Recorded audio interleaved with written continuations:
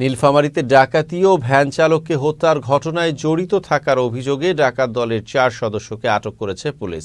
সোমবার দুপুরে এক সংবাদ সম্মেলনে চার্জার ভ্যান ছিনতাই ও আসামিদের আটকের বিষয়টি নিশ্চিত করেন জেলা পুলিশ সুপার মকবুল হোসেন। এ সময় পুলিশ সুপার বলেন, অতিরিক্ত ভাড়া দেওয়ার প্রলোভনে জুসের সাথে চেতনানাশক মিটিয়ে ভ্যানটি ছিনতাই করে চক্রটি। চেতনানাশকের পরিমাণ বেশি হওয়ায় অসুস্থ হয়ে পড়েন ওই চালক।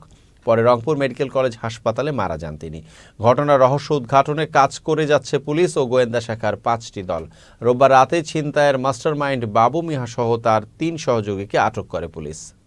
দুটা জিনিস আমরা অ্যানালাইসিস করে তাদের সাথে আমরা ফিজিক্যাল অ্যানালাইসিস করে আমরা 72 আওয়ার্সের ভিতরে আমরা এই মামলাটার এই টুলেস মামলার উদ্ঘাটন করতে পেরেছি এবং সাথে সাথে 4 জন আসামিকেও শনাক্ত করতে পেরেছি এবং তাদেরকে অ্যারেস্ট করতে পেরেছি এবং সাথে কিছু সাক্ষী আমরা কালেকশন